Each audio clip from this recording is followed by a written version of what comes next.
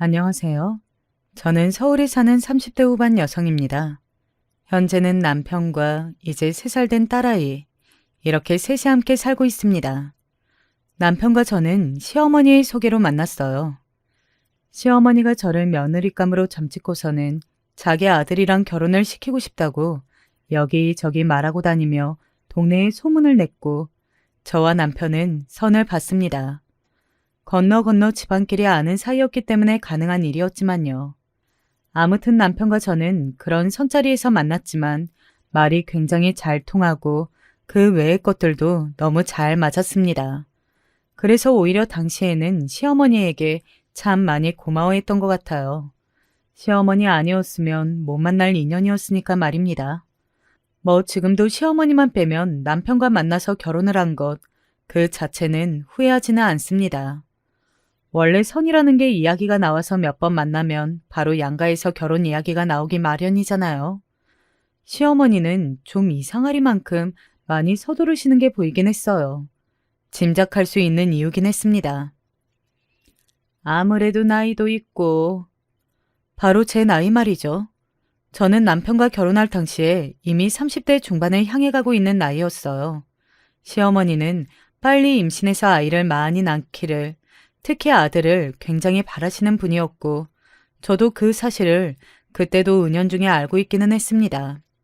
하지만 그때는 자신이 있었어요. 아들을 낳는 거요? 아니요. 그런 시어머니에 상관없이 그냥 저는 저대로 잘 살 자신 말입니다. 물론 그건 저 혼자 자신 있어 한다고 되는 문제가 아니었다는 걸 곧 알게 되었지만요. 저는 어머니가 안 계셨거든요. 어린 시절에 일찍 세상을 뜨셔서 홀아버지 밑에서 컸습니다. 여동생과 둘이 함께 말이죠. 그렇다고 힘들게 크거나 한 건 아니었어요. 아버지 집안이 원래 기본적으로 재산이 꽤 많은 집안이었고 아버지도 투자로 여기저기서 돈을 꽤 많이 버시는 분이었기 때문에 힘들게 크지는 않았습니다. 다만 상황이 이렇다 보니 주변에서 궁금해하기는 했던 것 같아요. 왜 홍 씨는 재혼을 하네? 그러니까 말이에요. 저 알짜 부자면 주변에서 오겠다는 여자 널렸을 것이고 딸내미들 다 말 잘 듣고 예뻐서 별로 고생할 것 같지도 않고 인기 엄청 많을 텐데. 제가 전에 한번 중매서겠다고 물어본 적이 있는데 자기는 결혼 생각 절대 없다고 하더라고요. 왜 그런 거지? 죽은 마누라랑 사이 엄청나게 좋았잖아요. 그래서 그런 게 아닐까요? 에이, 그래도 그렇죠. 요즘 아무리 사이 좋아도 부인 죽고 나면 언제 그랬냐는 듯 바로 재혼하는 남자들 널렸는데. 아무리 생각해도 이유를 모르겠단 말이지. 왜 아버지가 재혼하지 않으신지 정말이지 다들 궁금해했던 것 같아요. 모두가 추측하면서도 아닐 거라고 했던 그 이유가 맞았습니다. 저희 아버지는 어머니를 정말 많이 사랑했고 돌아가시기 직전까지 잊지 못하셨거든요. 아버지와 어머니는 그 시절에 연애 결혼을 하셨다고 들었습니다. 듣기로는 아버지가 어머니를 굉장히 많이 좋아해서 오래 쫓아다녔다고 해요. 저나 동생 보고 매일 엄마를 닮아서 이렇게 예쁘다 하는 걸 보면 그리고 남아있는 사진이나 제 기억 속의 모습도 어머니는 상당히 미인이시긴 했습니다.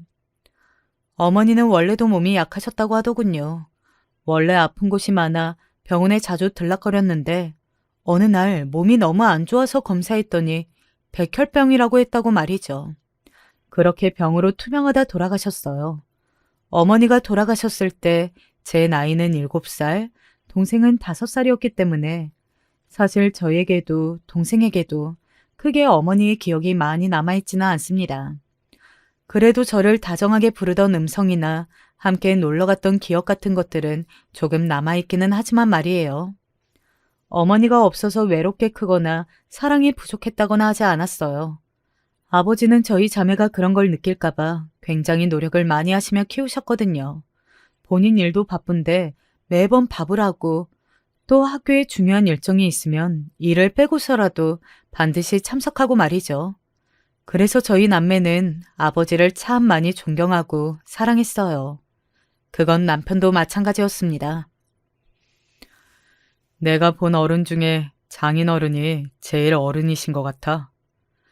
언젠가 한번 남편이 저에게 그런 이야기를 했던 게 기억에 남네요. 그 정도로 아버지는 정말 좋은 분이셨습니다. 남편의 집안과 저희 집이 조금 차이가 나긴 했거든요. 재산의 정도가요.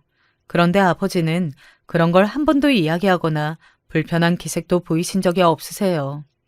그냥 좋은 사람이면 된다고 늘 그렇게 이야기하셨습니다. 시어머니의 엄청난 재촉 아닌 재촉으로 저희는 만난 지 얼마 되지 않은 상태에서 상견례 날짜를 잡았어요. 사실 끌려가듯 그렇게 결혼을 하게 되긴 했지만 저도 남편이 마음에 들었으니 그렇게 끌려간 거긴 했습니다. 정말 마음에 안 들고 이 결혼이 하기 싫었다면 하지 않았겠죠. 제가 어디 가서 할 말을 못하고 다니는 성질의 사람도 아니고 말입니다. 물론 이 결혼 조금 더 신중하게 생각하고 하는 게 맞았나 하는 순간들이 없었던 건 아닙니다. 남편이 아무리 잘해도 시어머니가 한 번 난리를 치면 남편이 그간 잘해왔던 것들이 싹 다 잊혔어요.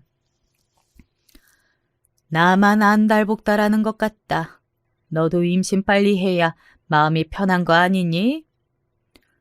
저는 생기면 생기는 거고 억지로 갖고 싶지는 않아요. 그게 무슨 말이야?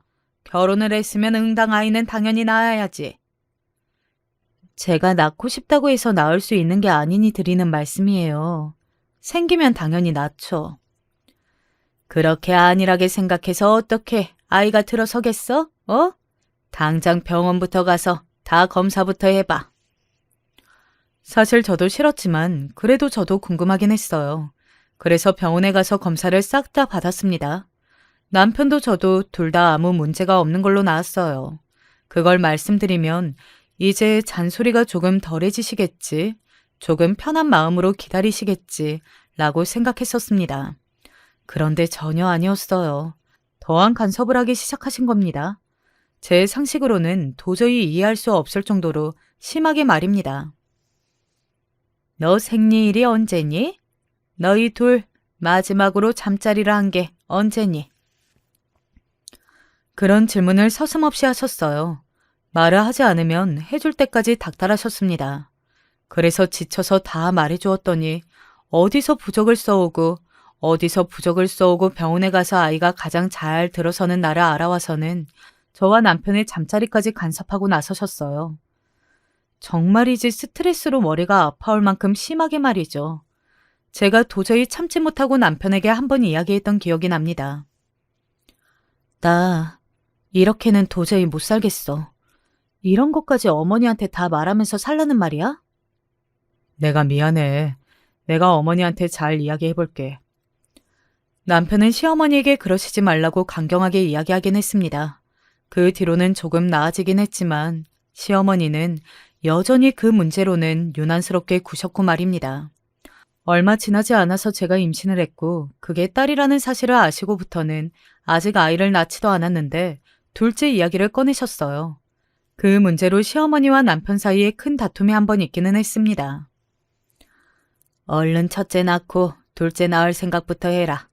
아들은 하나 꼭 있어야지. 아니 아직 뱃속에 있는 애가 세상에 나오지도 않았는데 그게 무슨 소리세요? 내가 뭐 못할 말 했니? 네, 못할 말씀하셨어요.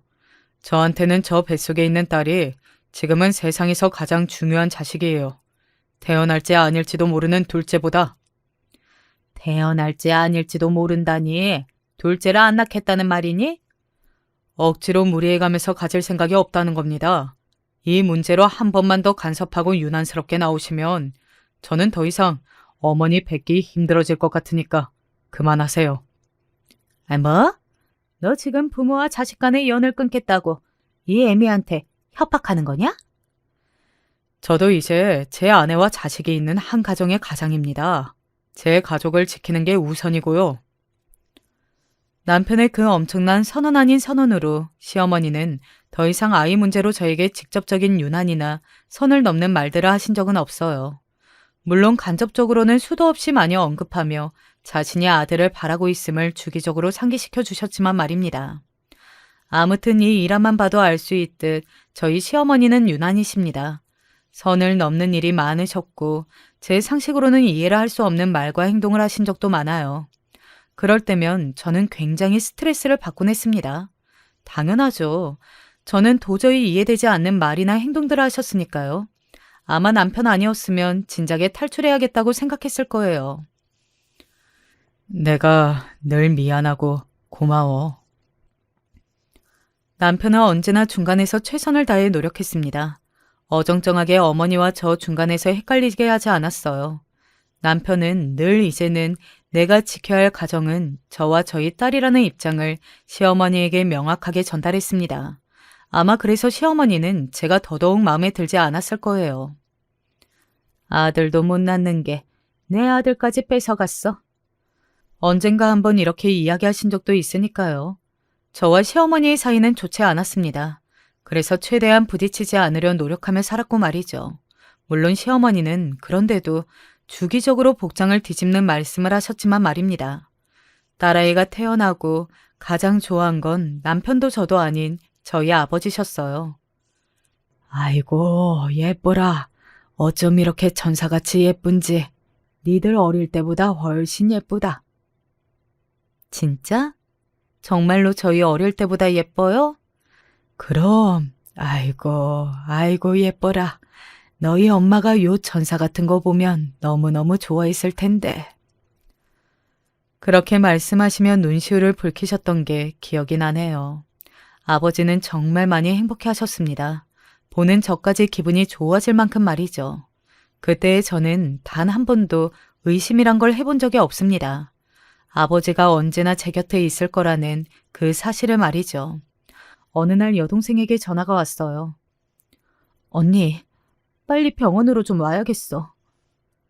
그런 전화를 받는다면 누구나 심장이 철렁하고 내려앉지 않을까요? 아버지가 쓰러지셨다는 말에 손을 덜덜 떨며 병원으로 향했던 것 같아요. 그리고 응급실에 누워있는 아버지의 모습을 보고 심장이 한 번 더 쿵 했던 것 같습니다. 이게 무슨 일이야? 아버지가 쓰러지시다니. 지금은 괜찮으셔? 누워서 링거를 맞고 있는 잠든 아버지를 보며 동생에게 물었어요. 그런데 동생의 표정이 어딘가 굉장히 어두웠습니다. 언니, 우리 아빠 어떡해? 동생은 아무 말도 하지 못하고 그대로 저에게 안겨 울기 시작했어요. 심장이 불안으로 굉장히 빠르게 뛰는 게 느껴졌습니다. 숨이 막히는 듯한 기분도 들었고요. 동생은 제 물음에도 한동안 대답을 하지 못하고 울기만 하더니 겨우겨우 숨을 고르고는 이야기를 꺼내기 시작했습니다. 저는 현실감이 없어서 꿈을 꾸는 듯 느껴졌어요. 아빠, 간암이래. 뭐? 이미 아빠는 다 알고 있었대. 진단받은 지 반년도 더 지났다는데 그동안 우리한테는 말 안 하고 혼자 입원하고 혼자 치료받고 그러셨대. 언니, 나 마음이 너무 아파서 심장이 찢어질 것 같아. 정말 동생의 말처럼 마음이 너무 아파서 심장이 찢어질 것 같다는 게 어떤 기분인지 단번에 알 수 있었습니다. 곧이어 아버지의 주치의분이라는 선생님이 내려오셨어요. 그리고 현 상황에 대해 이야기해 주시기 시작하셨습니다. 아버님은 지금 수술적 치료를 하실 수 없는 상태세요. 항암도 병원에서 보내야 하는 시간이 너무 긴 게 싫다고 안 받는다 하신 건데 따님분들이 설득을 좀 해주셨으면 좋겠습니다. 물론 항암을 받는다고 해서 낫는다는 보장도 없고 그 가능성도 희박하기는 하지만 그래도 지금보다는 생명이 훨씬 연장될 거예요. 지금으로는 3개월을 버티시는 것도 힘든 상황이라. 모든 이야기를 다 듣고 저와 제 동생은 아버지 옆에 가만히 앉아서 아버지가 깨기만을 기다렸어요. 솔직히 원망스러운 마음이 조금 들기도 했습니다. 어쩌자고 이렇게 큰일을 비밀로 하신 건가 하는 생각과 정말 이렇게 가실 생각이었나 하는 두려운 마음이 들었거든요. 하지만 그보다 더 앞선 마음은 얼마나 힘이 드셨을지, 얼마나 마음고생을 하셨을지, 그리고 얼마나 아프셨을지에 대한 생각이었어요. 하지만 그럼에도 불구하고 저와 제 동생은 아버지의 뜻을 존중해 드릴 수 없었습니다. 아버지가 깨어나시고 저희를 향해 눈치를 보는 듯 행동하셨어요. 아마 저희가 다 들었나 아닌가 확인을 하고 싶으셨던 거겠죠. 그래서 제가 그냥 바로 말했습니다. 지금 당장 입원하세요. 그제야 아버지는 저희가 다 알고 있다는 것을 아신 듯 한숨을 푹 하고 내쉬셨어요. 여기서 더 치료를 받아봐야 나을 수도 없고 고작 몇 개월 더 사는 걸로 그 고생을 하고 싶지도 않다. 니들 고생시키기도 싫고. 그 소리에 제가 발끈해서 소리를 질렀습니다. 결국 나중에는 아파요. 그리고 저희가 무슨 고생이요? 아버지 이렇게 저희 불효자 만드실 거예요? 아버지 이렇게 가고 나면 남은 인생 저희가 얼마나 후회하고 가슴 아파하면서 살라고요. 그리고는 병실을 나와 보호자 휴게실에서 정말 얼마나 울었는지 몰라요. 동생 말에 따르면 제가 그렇게 소리를 지르고 나온 뒤 아버지가 동생에게 울면서 치료받겠다고 하셨다고 하더군요. 그리고는 가서 언니를 좀 달래주라고요. 그렇게 그날 아버지는 바로 입원하셨고 본격적인 치료에 들어갔습니다. 저는 회사에 휴직계를 냈어요. 아버지 옆에 딱 달라붙어서 간호하려고 말이죠. 아버지는 간병인을 쓰면 된다고 했지만 제 마음이 그게 아니었거든요. 그리고 그런 그때의 저의 정신 상태로는 일을 할 수 없기도 했고 말이죠. 그리고 그걸 시어머니는 굉장히 마음에 안 들어 하셨어요. 아니 아무리 그래도 그렇지 무슨 회사를 휴직까지 하면서까지 아버지를 간호를 하니 너무 유난 떠는 거 아니야? 저한테는 이제 하나밖에 없는 부모님이세요. 유난이 아니라 할 도리라 하는 겁니다. 아 그럼 당분간 우리 애 혼자 돈을 벌어야 한다는 거니? 그 말에 시어머니의 속내가 훤히 보여서 정말이지 구역질이 나올 뻔했습니다. 어쩜 저렇게까지 저급한 속내를 다 내비치시는지 이해가 되지 않을 정도였어요. 저는 이미 제가 저축해둔 돈이 많기도 하고 그리고 아버지 병원비는 아버지가 아버지 재산으로 내시는 거니까 그런 부분은 하나도 염려하시지 않아도 돼요. 혹시나 아범한테 손을 벌리거나 하는 일은 없습니다. 제가 무표정으로 그렇게 단호하게 이야기하니 본인도 조금 찔리기는 했는지 헛기침을 하더라고요. 누가 뭐라고 했니? 라고 하면서 말이죠. 그 이후로도 시어머니는 사사건건 시비를 걸어댔습니다. 자식이 너뿐이냐? 여동생은 뭐하고 너만 간호한다고 그 난리냐? 그러면 우리 아들 밥은 누가 챙기냐? 집안일은 누가 하냐? 정말 저와 저희 아버지에 대한 걱정은 하나도 없이 오로지 자신의 아들과 득과 실만 따지는 그 모습에 그나마 남아있던 정도 다 떨어지는 것 같았어요. 몇 번이고 참다가 결국 저도 폭발했습니다. 지금 사돈이 죽을 병에 걸려서 병원에 입원해 오늘 내일하고 그걸로 며느리가 마음고생해서 살이 5kg나 빠졌는데 어머님은 저희 아버지 소식 들으시고는 한 번도 안부 안 물어보신 거 아세요? 그리고 저한테도 힘드냐 괜찮냐 이런 걱정은 한마디도 없으시고 이 시간 동안 내내 우리 아들 돈 아무리 피가 안 섞인 사이라고 해도 그래도 이제는 한 가족인데 인정이 없으셔도 어쩌면 이렇게까지 없을 수가 있으세요? 내가 뭘? 이런 소리 하실 거면 제발 좀 찾아오지 마세요. 가뜩이나 아버지 걱정에 잠도 못 자고 먹지도 못하는 사람한테 그런 말까지 해서 속을 뒤집어 놓아야 적성이 풀리시겠냐고요. 어떻게 하고 싶은 말을 하나도 안 참으세요? 네? 시어머니는 저한테 어디서 대먹지 못하게 어른한테 큰 소리를 치냐는 둥 하는 말들을 하기는 했지만 제가 그렇게까지 화를 내는 모습은 처음 보셨었기 때문에 중얼중얼하다가 결국은 집으로 돌아가셨습니다. 그러고는 아버지가 아프신 내내 그 이야기는 다시는 하지 않았어요.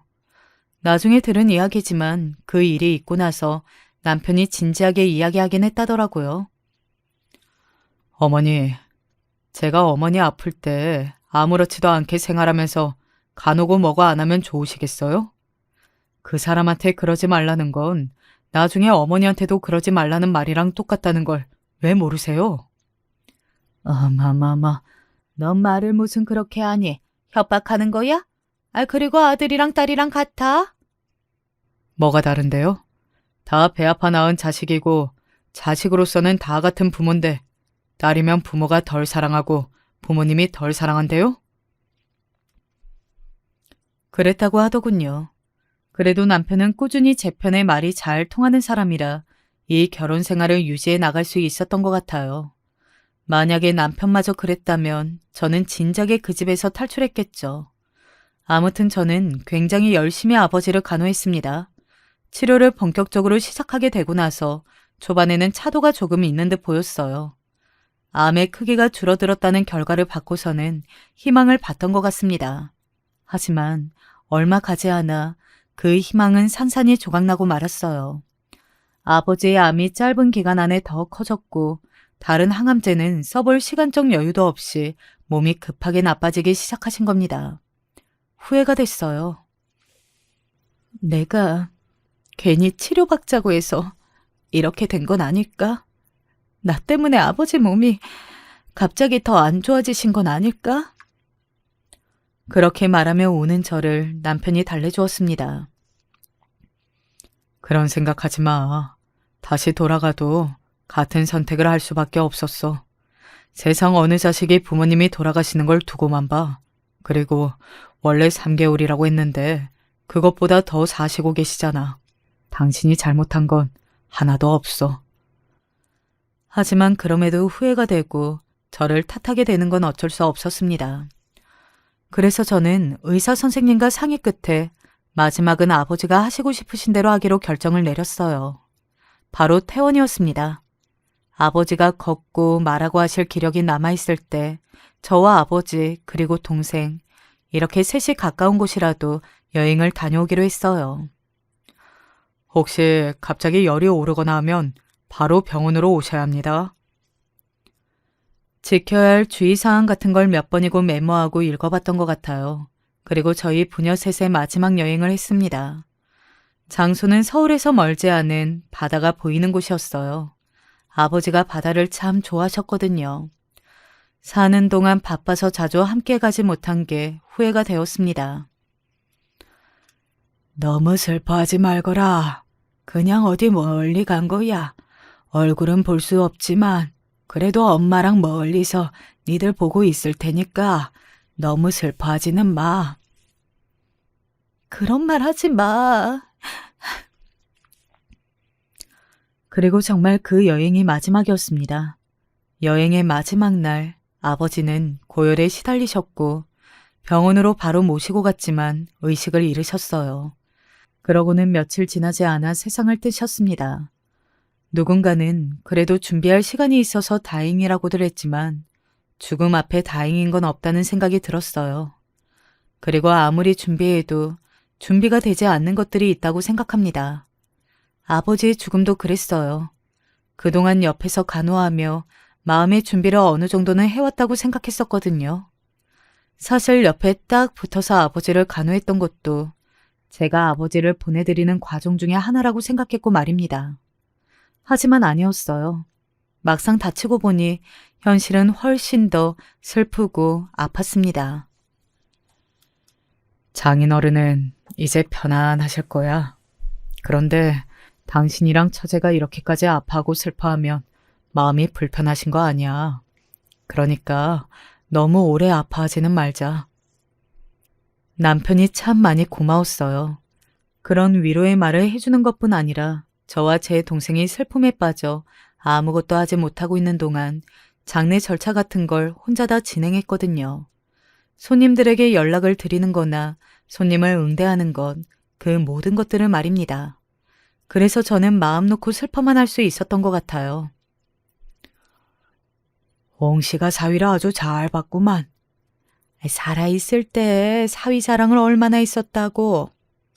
그렇게 아버지의 장례 절차가 끝나고 나니 아버지의 재산을 관리하던 변호사가 저와 제 동생을 찾아왔어요.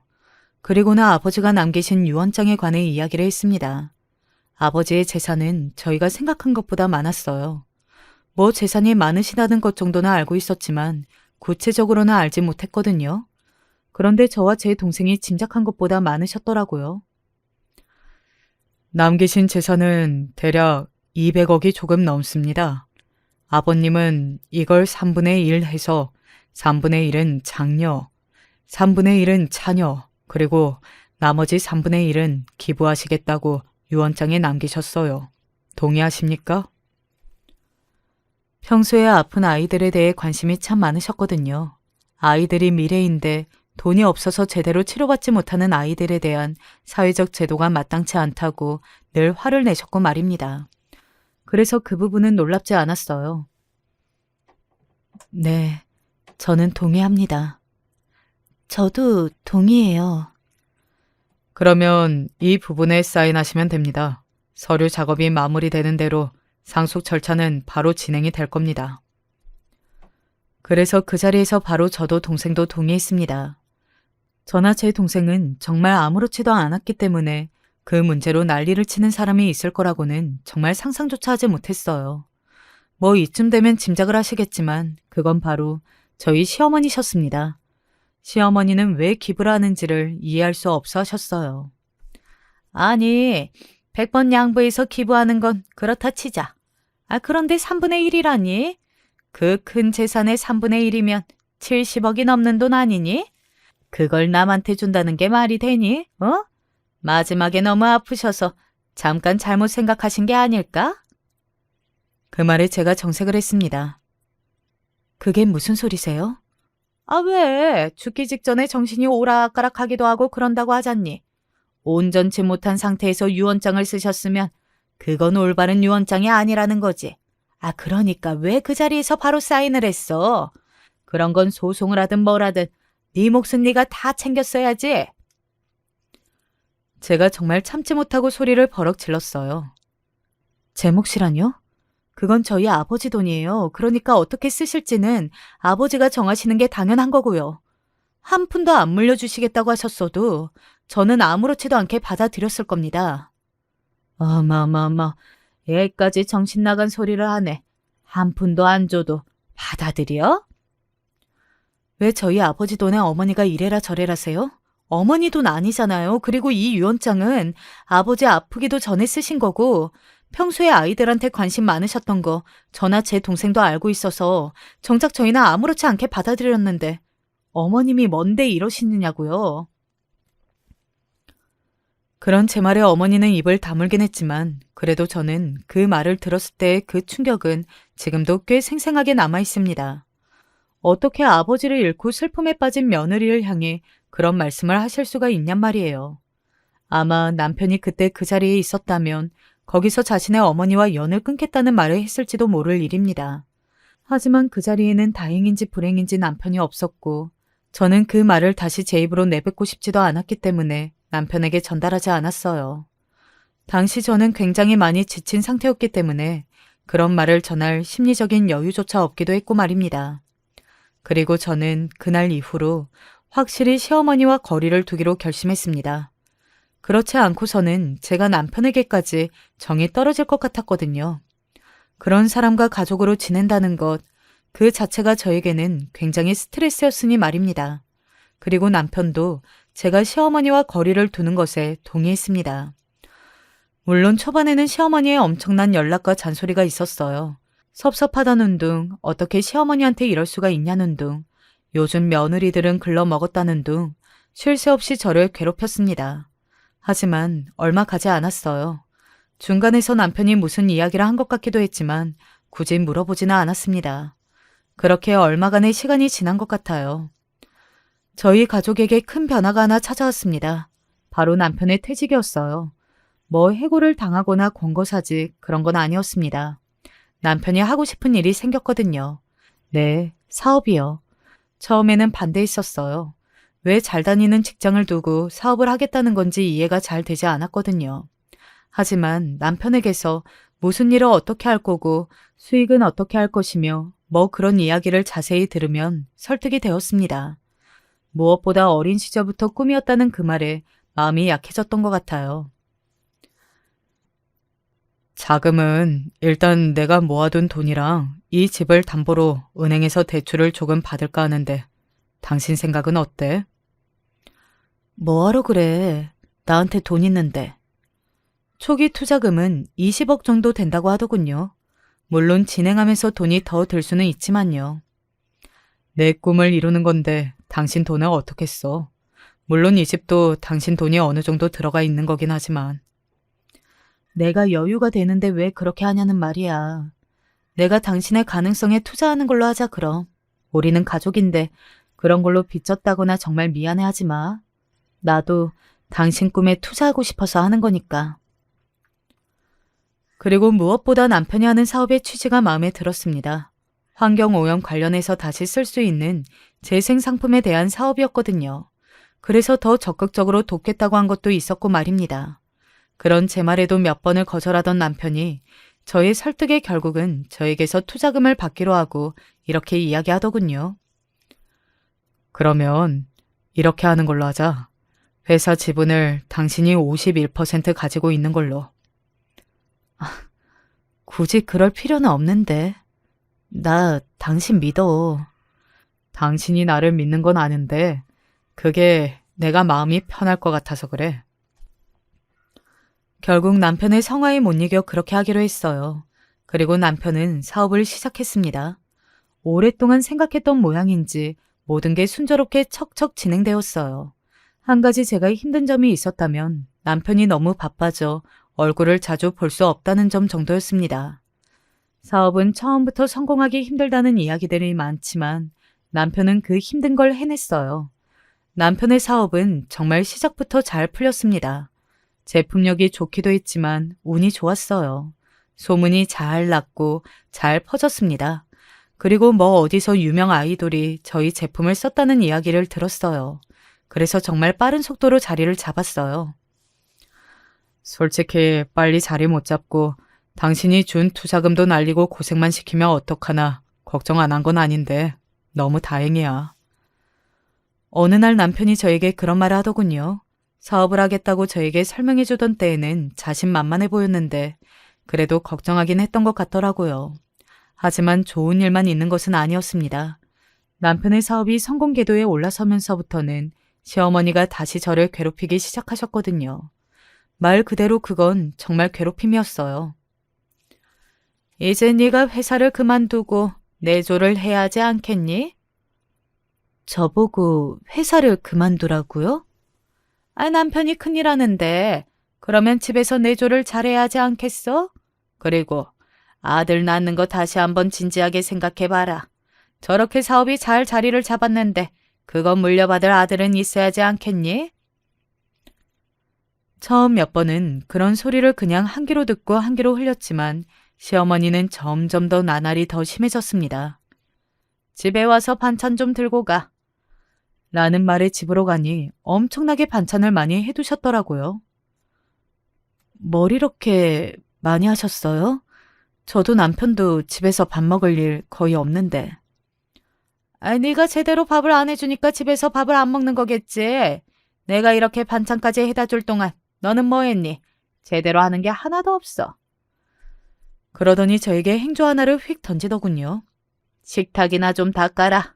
사실 그날 별말하지 않고 얌전히 식탁을 닦은 게 아니었습니다. 바빠서 집에 들어올 시간도 없는 사람한테 무슨 밥을 하냐. 그리고 저도 일하는데 더 중요하고 덜 중요한 일이 어디 있냐.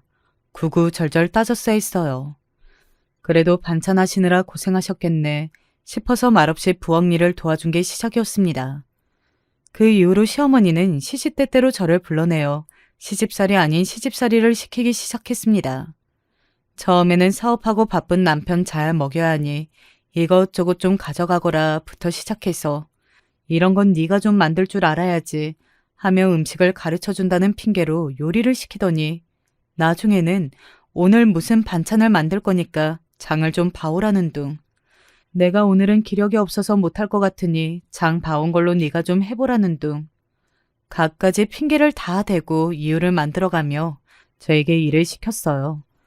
아마 제가 편하게 산다는 생각을 하셨던 것 같습니다.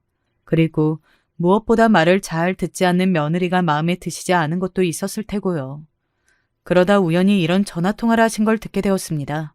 친구분인지 누구랑 하시는 것 같았어요. 그러니까 왜 아들을 안 낳겠다고 하는지 모르겠어. 하나부터 열까지 마음에 드는 거라고는 하나도 없다니까. 이래서 집안만 보고 하면 안 되는 것 같아. 그래. 사람을 봐야지. 말이라고는 안 듣고 자기 말만 맞고 어른 말은 다 틀리고. 그러니까 말이야. 심정 같아서는 당장 이혼시키고 어린 여자랑 새장가 들게 하고 싶구만. 그래, 그래. 이제는 오겠다는 여자들도 줄을 설 텐데. 좀 충격받기는 했어요. 저를 좋게 보고 있지 않다는 건 당연히 알고 있긴 했지만 그래도 아들과 아이까지 낳고 잘 살고 있는 며느리를 몇 년이나 봐온 그 며느리를 내쫓고 새 며느리를 보고 싶다는 말을 그렇게 아무렇지 않게 하는 모습에서 말입니다. 아니 며느리가 무슨 부속품도 아니고 마음에 안 든다고 쉽게 갈아치울 수 있는 사람이냐고요.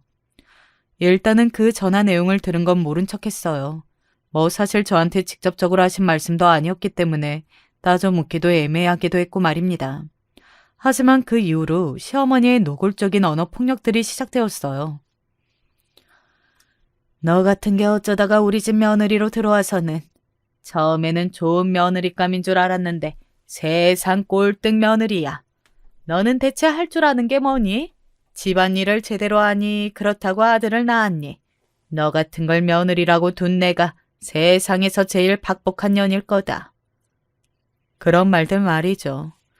아마 시어머니는 그 전에는 저희 집의 재산만 보고 저와 남편을 연결해주고 싶어 하셨지만 이제는 남편이 잘 버니 제가 필요 없다는 생각이 든 것 같았습니다. 그리고 성공은 남편이 했는데 마치 본인이 성공한 양 양쪽 어깨에 햄버거가 몇 개씩이나 들어간 듯 으쓱해 다녔었거든요. 네 남편은 바람도 안 낸다니? 그런 말까지 하실 정도로 저희 두 사람의 이혼을 그 누구보다 간절히 원하시는 것 같았어요. 심술이 났습니다. 그리고 시어머니에게 보여주고 싶은 마음도 들었어요. 남편이 저를 얼마나 소중하게 생각하는지 이 결혼 생활의 유지를 그 누구보다 바라는 건 제가 아니라 남편이라는 사실을 깨닫게 해드리고 싶었어요. 그러면 좀 나아질까 봐서 말입니다.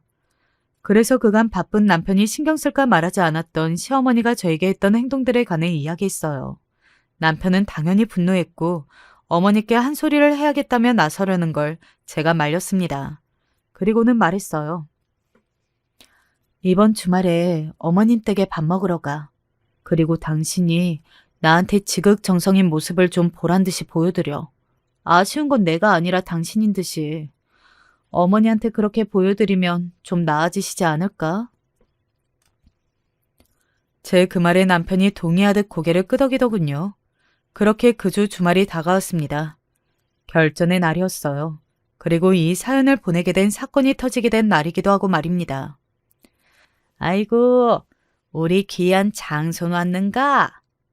네, 자주 찾아뵀어야 하는 건데 죄송합니다. 중요한 일하는 사람 바쁜 것 뻔히 다 아는데 무슨. 들어와 들어와. 이 애미가 우리 귀한 장손 먹이려고 아침부터 준비했어. 시어머니는 그렇게 이야기하더니 굳이 저와 남편 사이를 비집고 들어와 남편을 먼저 데리고 가더군요. 다정히 서 있는 모습조차 꼴이 보기 싫었던 건지 그냥 떼어놓고 싶었던 건지 둘 다인 건지 알 수는 없지만 말입니다. 여기 앉아. 그리고는 자신의 옆자리에 앉히려고 했습니다. 남편이 웃으며 자리로 옮겼어요. 제 옆자리로 말이죠. 아니요, 여기 앉을게요. 어머니, 거기 앉으세요. 그리고는 남편이 제 옆자리에 그냥 앉아버렸어요. 시어머니는 마음에 들지 않는다는 듯, 그리고 약간 당황한 듯 보였지만 이내 다시 웃어 보였습니다. 우리 아들이 좋아하는 갈비찜이랑 불고기 둘 다 있어. 간을 맞춘다고 맞췄는데 입에 맞으려나 모르겠네. 집밥 오랜만이네요. 남편은 그냥 한 소리일 겁니다. 집에 들어올 시간도 없는 걸 넘어 회사에서조차 밥을 먹을 시간이 없어서 일하면서 샌드위치나 김밥 같은 걸 먹는다고 했어요. 그래서 저한테도 밥다운 밥을 먹으면서 살아본 지가 언제인지 모르겠다고 자신이 너무 바빠서 당신한테도 소홀해지는 것 같다며 미안하다고 했었고 말이죠. 하지만 시어머니는 그 말을 그렇게 듣지 않으셨습니다. 뭐 하나 건수 잡았다는 듯 눈이 빛났어요. 그래. 그렇게 바쁠 때일수록 먹는 걸 잘 먹어야 몸이 축나지 않은데 여자가 집에서 살림을. 시어머니가 그렇게 이야기하며 제 트집을 잡으려는 순간 남편이 재빠르게 눈치를 채고 웃으면서 말을 했어요. 집에 들어갈 시간도 없이 일하는데요. 이 사람이 챙겨줘도 먹을 시간도 없어요. 오히려 이 사람이 일을 해서 얼마나 다행인지 모릅니다. 집에서 하루 종일 저만 기다리는 거 저도 싫어요. 남편의 그 말에 어머니가 다시 한번 입을 꾹 다물었습니다. 무언가 굉장히 마음에 들지 않는 표정이었어요. 뭐 그랬겠죠. 그 앞에서 제가 며느리의 자질이 없고 아내의 자질이 없고 회사를 그만두고 아들을 낳고 뭐 그런 이야기들을 이어서 하고 싶으셨을 텐데 남편이 딱 잘났으니까요. 그런데 본인 아들이 하는 소리라 뭐라 대꾸도 할 수 없고 말입니다. 한참을 마음에 들지 않는다는 얼굴로 밥을 깨작거리던 시어머니는 불현듯 뭔가 생각이 난 듯 남편의 밥숟가락 위에 젓갈을 놓아주며 다시 입을 떼었습니다. 그래도 너도 아들 하나는 가지고 싶지 않니? 사업이 그렇게 잘 됐는데 물려줄 든든한 아들이 하나 있는 게 너도 좋잖니? 그 말에도 남편은 웃으며 정말 아무렇지도 않은 듯 말했습니다. 저는 지금 아연이가 너무너무 좋아요. 밑에 자식을 하나 더 낳으면 아연이가 섭섭해할까봐 에휴 너무 걱정돼서 싫을 만큼 말입니다. 그리고 지금도 바빠서 아버지 노릇을 제대로 못하는데 하나 더 낳아서 뭐해요? 미안함만 더 커지지. 또 사업은 이러다가 한순간에 안 되기도 하는 거고 운이 좋아서 계속 잘 된다고 하더라도 저는 자식이라고 사업 물려주고 이런 거 싫어요. 그냥 잘하는 사람이 경영하는 게 맞는 거지. 정말 구구절절 하나같이 시어머니의 마음에 들지 않는 말만 쏙쏙 골라서 하더군요. 남편의 그 말을 듣는 시어머니의 얼굴이 사정없이 구겨지는 게 보였습니다. 아마 남편은 그때 마음이 조금 약해진 것 같기는 해요.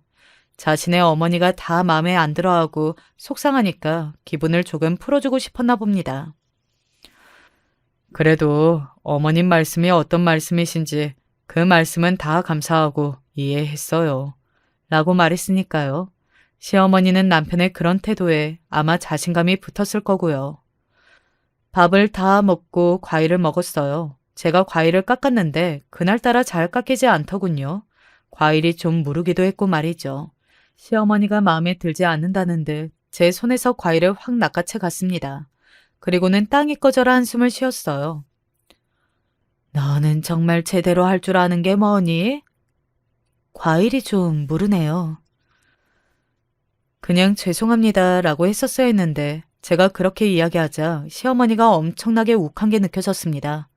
아마 오늘 하루 종일 남편의 태도와 대답에서 마음에 들지 않고 속에 쌓였던 게 저에게 그 말을 듣는 순간 버튼이 눌린 듯 폭발한 것 같았어요. 시어머니는 갑자기 손에 든 과도와 과일을 던지듯 바닥으로 내팽개쳤습니다. 그리고는 저를 향해 소리를 질렀어요. 너는 어떻게 한마디를 안 지니? 라고 말이죠. 갑작스러운 그 큰 소리에 저는 물론이고 남편까지 놀라서 시어머니를 멍하니 바라봤어요. 시어머니는 멈추지 않으셨습니다. 거기서 멈췄어야 했는데 말이죠. 본인 성격을 목 누른 거죠. 정말이지 마음에 드는 구석이 단 하나라도 있어야 두고 볼 거 아니니. 너는 양심도 없니? 이것도 안 된다 저것도 안 된다 어떻게 시어머니 말을 듣는 게 하나도 없어? 그러면 도대체 되는 게 뭐라는 말이야? 남편이 그런 시어머니를 말렸어요. 어머니, 일단은 진정을 하시고. 자신을 향해 달래듯 그렇게 이야기하는 남편의 모습에 시어머니는 오히려 멈추지 않으셨어요. 자신의 행동에 자신감을 얻으셨지 말입니다. 나는 얘랑 더는 시어머니 며느리로 못 산다. 그러니까 네가 선택해라. 애미를 버리고 마누라랑 같이 살 건지 말 건지. 아마 남편이 부모를 버리겠다고 말하지는 않을 거라는 확신을 하신 것 같았습니다. 그러니 그렇게 막무가내로 나올 수 있었던 거겠죠. 남편이 너무 놀라서 머뭇거리고 있는 사이 시어머니가 안방으로 들어가시더니 뭔가를 가지고 나오셨습니다. 서류 봉투였어요. 처음에는 뭔지 짐작조차 할 수 없었습니다. 그 안에는 정말 상상도 하지 못했던 게 들어있었어요. 바로 이혼 서류였습니다. 이게 무슨... 제가 서류 봉투 안에 든 것을 확인하고 너무 놀라서 시어머니를 바라보며 말을 하자 시어머니가 말했습니다. 다른 건 내가 다 적어놨다. 너는 거기에 도장만 찍으면 된다. 접수도 그냥 내가 다 할 테니까 도장만 찍어. 나는 더는 며느리로 못 본다. 처음에는 너무 황당하고 어이가 없고 놀라서 아무 말도 하지 않았는데 조금 시간이 지나니 차갑게 이성이 돌아오기 시작하더군요. 그리고 정말 너무 화가 났습니다. 나를 얼마나 우습게 봤으면 이렇게 동의 없이 이혼 서류까지 가지고 와서 자기가 작성해둔 걸까 하는 생각이 들어서요.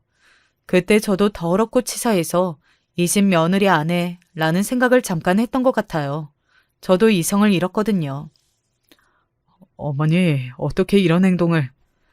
남편이 뭐라 말하려는 걸 제가 막아섰어요. 그리고는 표정을 굳히고는 최대한 또박또박 말을 했습니다. 이혼하면 그 회사 제 거 되는 거 모르시죠?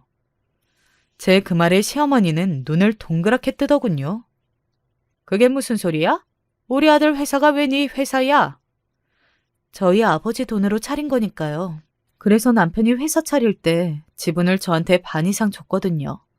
그러니까 이 회사의 주인은 지금도 저예요, 어머니. 제 말에 시어머니가 온몸에 찬물을 맞은 듯 그 자리에서 싸하게 굳었습니다. 상상도 못했던 이야기인 것 같더라고요. 이혼? 할게요. 그렇게 제가 마음에 안 드신다는데 남편한테 천륜을 저버리라고 할 수도 없고 이혼하고 회사도 제가 가져갈게요. 됐죠? 그러고는 뒤도 돌아보지 않고 그 집을 나왔습니다. 남편은 바로 따라 나오지는 않았어요. 아마 그때 시어머니에게 자신은 이혼할 생각이 없으니 그러면 어머니를 보지 않겠다. 그렇게 이야기했겠죠. 집으로 와서 앞으로 어머니 보지 말자. 이렇게 저에게 이야기했으니까요. 어머니가 그렇게까지 나오실 줄 몰랐다고 자기도 굉장히 실망했다면서요. 며칠이 지나서 시어머니에게 연락이 왔습니다. 제가 나가지 않겠다고 했어요. 얼굴 뵙고 싶지 않다고 말이죠. 그랬더니 전화로 구구절절 말을 늘어놓기 시작했습니다. 그날은 내가 정말 미안했다. 내가 생각이 너무 짧았어. 내가 은혜도 모르고 너한테 그런 소리를 했구나. 정말 미안하다. 너도 알다시피 네 남편이 한다면 하는 아이잖니. 나랑 연을 끊겠다고 한 것도 아마 본인이 한다고 했으니 할 게다. 그런데 나는 우리 아들 안 보고는 못 산다. 너도 이야기했듯 천륜이잖니. 제발 한 번만 용서해다오. 그리고 애비한테도 잘 이야기해다오. 그렇게만 해주면 앞으로 너한테 그 어떤 소리도 하지 않고 조용히 살도록 하마. 응? 이 늙은이 부탁 한 번만 들어다오. 아가. 그렇게 우는 소리를 하시더군요. 사실 저는 시어머니를 보고 살고 싶지는 않습니다. 하지만 제가 부모님 두 분을 다 떠나보내면서 느꼈던 게 한번 세상을 떠나신 부모님께는 그 어떤 것도 해드릴 수 없으니 살아 계실 때 정말 잘해야겠구나 했던 거였거든요. 그래서 혹시나 나중에 남편이 조금이라도 후회를 할까봐 그게 마음에 걸려요. 그래서 시어머니를 용서해야 하느냐는 고민이 듭니다. 오늘 사연을 보내게 된 것도 바로 그런 이유에서입니다. 여러분이라면 어떠실 것 같으신가요? 시어머니를 용서하고 다시 얼굴을 보며 살 것 같으신가요? 아니면 사람은 쉽게 변하지 않으니 마음 굳게 먹고 안 보고 사는 게 맞는 걸까요? 여러분의 의견이 궁금합니다. 댓글로 남겨주시면 제가 다 보러 올게요. 이야기가 너무 길었네요. 끝까지 들어주셔서 너무 감사합니다. 여러분에게는 늘 좋은 일만 있으시길 바랄게요. 안녕하세요. 저를 모르시는 분들에게 제 이야기 편하게 털어놓고자 사연을 쓰게 되었습니다. 이제 20대 끝자락의 나이, 요즘 시대에 결코 많은 나이가 아님을 알고 있지만 저에게는 긴 터널을 지나오는 것만 같았던 세월입니다. 저는 형제 자매도 없이 외동딸이었어요. 차라리 누구 한 명이라도 있었다면 제가 덜 외로웠을 텐데, 저의 과거가 지금과는 많이 달랐을 텐데 하는 생각을 종종 하고는 합니다. 저희 엄마, 제가 세상에서 가장 사랑하는 우리 윤 여사님, 생활력과 책임감이 정말로 강한 분이셨어요. 단지 남자 보는 눈, 그거 하나가 부족하셨던 분일 뿐이에요. 저 태어나고 나서, 아니, 제가 분명히 들어서 알기로는 저 태어나기 전에 뱃속에 있었던 때부터 밖에서 몸을 굴리고 바람을 피워대셨던 게 바로 저희 아빠입니다. 가장 오래된 어린 시절의 기억조차 저는 비참한 것이었어요. 제 또래 친구들은 기억나는 가장 어렸을 때의 일들로 공원에서 바람개비 날린 것, 부모님과 함께 갔던 놀이공원, 이사가는 차 안 같은 것들을 말하더라고요. 부럽고도 신기해서 귀담아 들어뒀었네요. 제가 기억하는 저의 가장 오래된 어린 시절의 기억은 아마 4살이 되기도 전이었던 것 같은데요. 인상이 깊어서 뇌리에 박혔었나 봐요. 저는 인형 같은 장난감을 손에 쥔 채로 거실 구석에서 앉아 있었고 엄마 아빠가 싸우고 계셨습니다.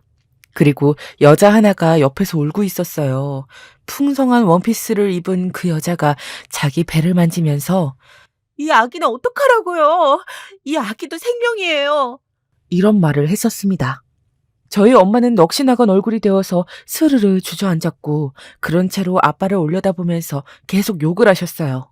아빠는 크게 한숨을 쉬시면서 손으로 얼굴을 문지르셨죠. 그 장면이 바로 제가 처음 기억이라는 걸 한다고 말할 수 있는 때입니다. 아무것도 모르는 어린아이의 눈에도 그게 충격이었나 봐요. 본능적으로 뭔가 꼬이고 잘못된 장면이라는 것을 알기라도 했나 봅니다. 어른이 되고 나서보다 어렸을 때가 그 기억을 더 잘했어요. 아무래도 더 선명했겠죠? 제가 초등학교 들어가고 나서 엄마한테 물어봤었어요. 그때 원피스 입은 이모양 누구야? 너? 그 소리 하지 마. 입 다물어. 그러나 저의 질문을 단칼에 잘라버리신 엄마의 표정은 아주 무서웠습니다. 그렇게 무서운 표정을 지어주시는 건 처음이었기에 겁에 질린 저는 다시 물어볼 생각을 못했어요. 저는 자라면서 그때의 상황을 이해하게 됐고 점점 궁금증이 더해만 갔죠. 그래서 좀 더 시간이 흐르고 나중에 분위기를 탔을 때 다시 물어보게 되었어요. 그제서야 엄마가 알려주시기를 그 집 부모가 알아서 난리가 났었지. 그 여자가 이제 막 직장을 다니고 있다 그러길래 나는 또 부유할 거라고는 생각도 못했었는데 아주 있는 집 따님이셨더만 아껴 마지 않는 딸이 덜컥 임신을 했다고 하는 데다가 살림 차려서 나가겠다고까지 하는데 어느 부모가 그걸 잠자코 보겠어. 뒷목 잡았지. 상대가 유부남에 거기다 애까지 있다는 거 알고 그 여자 직장도 못 나가게 집에다 가둬놓고 감시했다고 하는 것 같더라. 그 나쁜 자식이 네 아빠라고 부르기도 싫은 그놈이 그 여자 걱정된다고 나한테 자꾸 그러기에 이 짐승 새끼야. 그냥 나가서 돌아올 생각 마. 이렇게 말을 했었어. 그랬더니 정말 나가버리대. 차라리 썩 꺼질 것이지 며칠 후에 그러고선 돌아왔던 거야. 알고 보니까 그 여자가 유산을 했다고 하더라고. 그 부모가 술을 쓴 건지는 어쩐 건지는 모르겠어. 여튼 그렇게 되고 나서 자기 부모가 좋은 선자를 알아봐 줄 테니까 잠자코 몸 관리나 하라는 말에 그 여자가 알겠다고 했다네. 그러면서 그놈한테 이별 통보를 날린 거야. 그게 아니었다면 우리에게 돌아왔을까? 난 그게 참 궁금하네. 참 웃겨. 역시나 제가 짐작했던 수준의 전말이었습니다. 밖으로 나돌다가 어린 여자 임신시켰던 아빠가 빚어낸 총극이었던 거죠. 제가 아빠와 오랜 세월 한 집에서 살아보지도 못했고 다정한 부녀 사이였던 적도 없었지만 아빠에 대해 잘 알고 있는 사실들 중 하나는 이것이었어요. 아빠는 가난을 싫어했습니다. 그런 정도를 넘어서 혐오하는 걸로 보였죠. 그 가난 때문에 일가 친척들과 늘 다투고 사이 안 좋게 자라왔다고 하셨었거든요. 저도 미취학 시절에나 친가의 사람들을 한두 번 보았지 그 이후로는 스친 적조차 없었습니다. 돈 때문에 오래전에 다들 틀어졌다고 합니다. 전형적인 서민 가정에서 자라난 저희 엄마와 만나 결혼을 하게 되고 제가 금방 태어났지만 외갓집에서 하던 공장이 망했습니다. 원래도 입에 풀질하는 정도로만 운영이 되고 있긴 했었대요. 설상가상 저 갓난아기 때 외할머니께서 공장 철거 공사 도중에 사고로 돌아가신 게 더한 타격이었지요. 그 충격으로 엄마는 몇 년간 우울하고 힘든 나날을 보냈고 그 사이 아빠는 밖으로 돌기 시작하였습니다. 뺀질대는 걸 무기 삼아서 있는 집 여자들을 본격적으로 만나고 다니더니 아주 그냥 재미를 붙인 모양이었지. 쥐꼬리만한 생활비 그거라도 가끔씩 주기에 참았을 뿐이야. 엄마의 말대로였어요. 제 버릇 걔 못 준다더니 제가 커가면서 딸을 위해 건실한 가장이 되겠다고 말했던 아빠의 말은 순 거짓말이었고 결국에 또 다른 여자가 생겼습니다. 이번에는 많이 진심이셨나 봐요. 엄마에게 먼저 이혼하자고 말을 꺼내셨으니까요. 이 천하의 쓰레기 같은 놈아. 네 딸을 두고도 그런 말이 나와? 왜? 처자식 버리고 오면 그쪽에서 너를 받아주기라고 하겠대? 그래, 그러겠대. 그러니까 제발 깔끔하게 인연 좀 끊어주라. 이혼만 해주면 내가 내 수중에 있는 돈 너네한테 다 주고 갈라니까. 절대 이혼 안 해주겠다고 소리를 질렀던 엄마는 한동안 멍한 표정만 짓고 계시더니 결국 아빠와 갈라서기로 결정을 내렸습니다. 아빠가 저희 모녀의 손을 영영 놓아버리면서 남긴 금액은 500만 원이었습니다. 없는 것보다야 나았지만 저희가 살아가기에는 부족한 액수였어요. 한창 사춘기 시절을 나고 있었던 저는 그 모든 상황들이 다 싫었습니다. 엄마가 돈을 아끼고 아껴가며 생활하시는 것도 싫었고 교복 수선도 엄마가 직접 천을 대서 수선해 주시는 것도 싫었어요. 친구들은 집집마다 컴퓨터가 다 있었는데 저희 집엔 없었죠. 친구들은 컬러폰 쓰고 있을 때 저만 흑백폰이었네요. 초록색, 노란색 불에 색깔만 바뀌는 그 촌스러운 흑백폰이요. 저는 버스비가 아까워서 날씨만 이상하지 않으면 대체로 걸어 다녔습니다. 돈 모아야 한다고 엄마가 악착같이 일하고 있는 걸 알기 때문이었죠. 그래도 중학교 3학년 마지막 2학기 때는 학원에도 다녔네요. 친구들이 학원 귀찮다고 거드름 피울 때 저는 그 입시학원 하나가 너무 소중했어요. 덕분에 고등학교를 마음에 드는 데를 들어갈 수 있었고요. 고등학교 올라가니까 또 별별 명목으로 돈을 내야만 했습니다. 친구들이 매일 매 시간마다 매점에 드나들 때 저는 딱 일주일에 한 번 저를 위한 보상으로 매점에 가서 몽쉘통통 한 개만 사 먹었어요. 엄마와 저를 버린 아빠는 재혼에 성공하셨다고 들었습니다. 그걸 알고는 그 개쓰레기 같은 사람 더 이상 제 아빠라고 여겨지지도 않았네요. 어차피 오래전부터 저에겐 엄마뿐이었죠. 저 고등학교 2학년 때였습니다. 외할아버지께서 갑작스럽게 돌아가셨어요.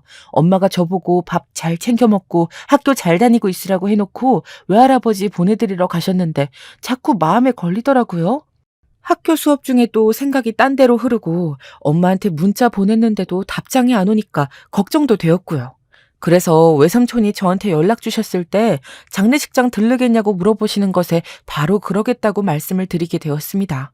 그나마 가까이 사는 사촌 오빠가 차로 저 데리러 와줘서 수업만 마치고 장례식장에 갔어요. 가는 데만 1시간 반 정도 걸렸던 것 같아요.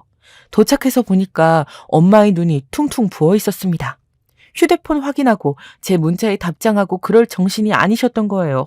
그런데 제가 그때만 해도 좀 어렸나 봐요. 철없어가지고 제가 외할아버지 장례식에 기꺼이 왔다는 것에 스스로 뿌듯함이나 느껴대고 있었고 맛있게 육개장에 밥을 말아 먹었네요. 야자를 빼먹고 온 것도 왠지 즐겁게 느껴졌고요. 그런데 늦은 시간 저희 엄마의 잠긴 목소리를 듣게 되었습니다. 내가 불효자식이라 그래. 내가 이 모양 이 꼴로 살아서 우리 아버지도 나 꼴 보기 싫으시니까 먼저 가신 엄마 보러 떠나신 게 분명해요. 이게 전부 내가 헛살아서 그런 거지 뭐. 연상만 번지르르한 놈. 철면피랑은 결혼하지 말라고 믿업지 않다고 우리 돌아가신 엄마가 그러셨잖아요. 그쵸? 언니도 기억하시죠? 근데 제가 어떻게 했어요? 그 말 무시하고 그놈이랑 결혼했었잖아요. 어리석어도 너무 어리석었어. 외숙모와 함께 벽에 기대 앉아서 엄마가 하는 말을 몰래 듣고는 가슴이 먹먹해졌습니다. 지금은 학생이란 신분 안에서 보호받고 있는 나이지만 성인이 되면 끝이라는 생각이 들었어요. 언제까지 제가 엄마한테만 기댈 수 없다는 걸 진심으로 깨닫게 된 것이었죠. 저희 외가 식구들이요. 본인들 밥그릇이나 잘 챙길 수 있으면 다행인 분들이었기에 기댈 수 있을 리가 만무했어요. 용돈 아껴 쓰고 말썽 안 부리는 것만으로는 안 되는 나날이 저에게 얼마 남아있지 않았습니다. 저는 성적이 중위권보다 조금 낮았기에 더 노력이 필요했었습니다. 각성하게 된 저는 열심히 공부를 했고 결과적으로 아주 좋은 데는 아니었지만 제 수준에서 감지덕지인 4년제 대학에 입학할 수 있었습니다. 모두 엄마 덕분이었죠. 엄마가 아니었다면 제 주제에 무슨 4년제 대학이었겠어요? 돈 무서워서 갈 생각조차 못했겠죠. 든든하게 저를 뒤에서 지켜주는 엄마라는 존재가 있었기에 가능했습니다. 엄마는 힘들게 돈 버는 보람이 있다며 대학생이 된 저를 기쁘게 응원해 주셨어요. 저는 대학에 들어가서 동아리 활동도 하고 알바도 하면서 열심히 하루하루 시간을 보냈습니다. 휴학 생각은 전혀 없었고 다이렉트로 졸업해서 취업할 작정이었어요. 하지만 저의 바람이 산산조각 나버리게 될 줄은 그때는 미처 몰랐습니다. 엄마가 많이 아프셨어요. 암에 걸리시게 된 거였는데요. 암이라는 사실을 알게 된 바로 그 다음에 알게 된 사실은 시한부라는 것이었습니다. 이건 드라마에서나 접했던 거니까 이게 현실이 없다고 처음엔 그렇게 생각을 했었죠. 되려 웃기도 했었어요. 왜냐면 말이 안 되는 것이었잖아요. 그래서는 안 되는 것이었어요. 우리 모녀한테 일어나서는 안 되는 일이었으니까요. 도대체 우리가 뭘 그렇게 잘못했다고 이런 시련이 닥치는 것인지 이해할 수가 없었습니다. 제가 오죽했으면 새내기 때도 술을 잘 안 마셨었는데 편의점 가서 혼자 소주 한 병 사다가 한적한 벤치를 찾아 앉아서 병나발을 불었습니다. 엄마, 엄마 애타게 불러대면서 끄끄 소리내며 한참을 울었어요. 막차 끊길 때까지 그날 혼자 오래도록 울었습니다. 아, 설마 정말로 엄마가 나를 두고 떠나실까? 그러면 나는 이제 세상에 혼자 남는 것인데 나 아직 세상 물정 모르는 바보 어린애인데 나를 두고 가시진 않겠지. 이렇게 속으로 생각도 하면서요. 그러나 세상은 가차없이 잔인하였습니다. 반전이란 없었어요. 그런 건 어디 영화 드라마 주인공에게나 일어나는 일이었죠. 조명 아래서 볼 일조차 없는 엑스트라 인생들에게는 기적이란 존재하지 않는 것이었습니다. 시간이 갈수록 엄마의 생명력은 빛이 바래지고 있었습니다. 어느 날 병원 측에서 저한테 그러더군요. 이제 준비를 하라고요. 무슨 준비? 대체 뭘 준비해? 저는 하나도 마음의 준비가 되어 있지 않은데 어느덧 이별의 순간은 코앞에 다가와 있었습니다.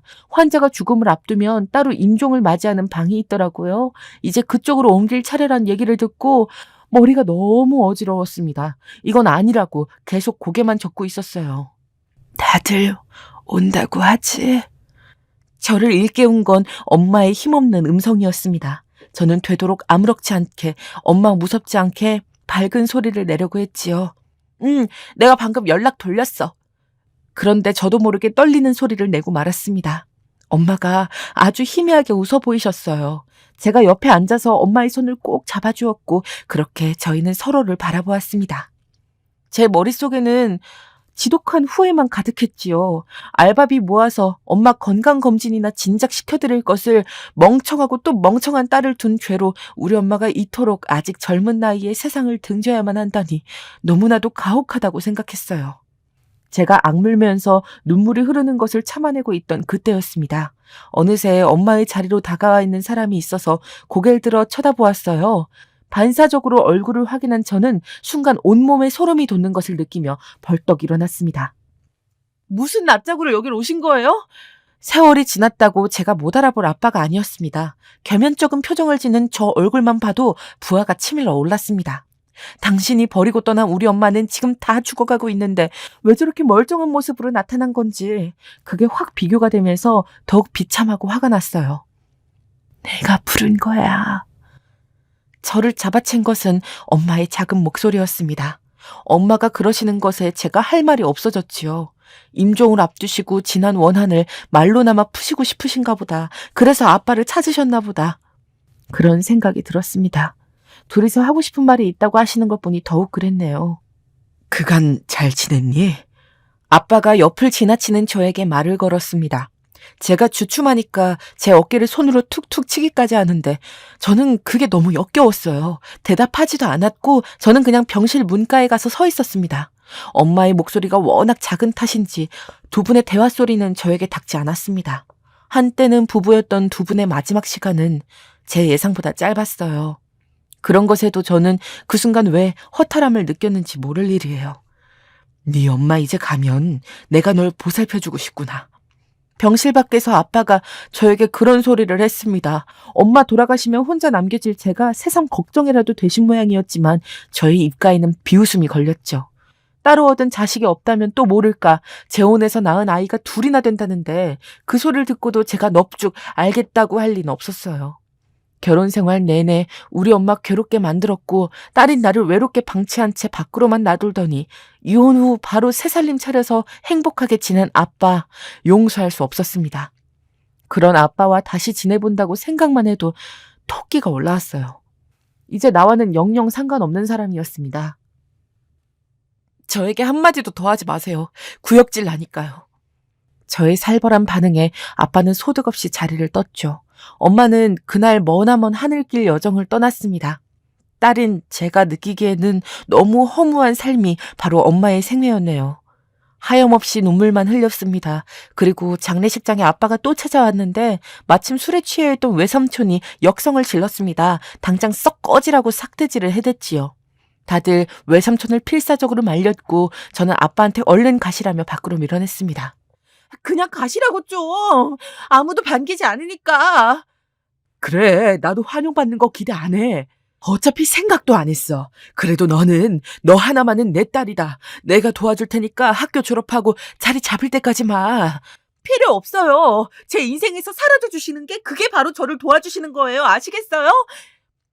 제가 눈에 핏발 세우면서 아빠의 마지막 손길을 뿌리쳤습니다. 아빠는 의미를 알 수 없는 모호한 표정으로 한참을 저를 바라보다가 등을 돌렸고 그것이 마지막이었습니다. 저는 철저히 혼자였습니다. 엄마 생각해서 대학 졸업장은 따야 한다는 일념으로 꾸역꾸역 학기를 등록해서 다녔지만 제 가슴속은 온통 우울한 잿빛으로 물들고 있었습니다. 삶에 아무런 의욕이 들지 않았고 그냥 모든 것이 지겹게 느껴졌어요. 통통하다고는 할 수 없고 보통 체중 정도였던 저는 엄마 돌아가시고 난 이후로 무섭게 살이 빠졌습니다. 식욕도 자연스레 줄었거든요. 그저 잠을 자는 순간에만 미미한 행복을 느꼈어요. 어느새인가 저는 제 스스로는 결코 빠져나올 수 없는 우울의 구렁텅이에 빠져버리고 말았던 겁니다. 그런 저에게 먼저 다가와준 사람이 있었습니다. 아무런 보잘것없는 저에게 기꺼이 먼저 구원의 손길을 내밀어준 사람. 바로 지금의 제 남편이었어요. 알바 다니던 가게에서 만나 오빠 동생 사이로 알고 지냈던 사이였습니다.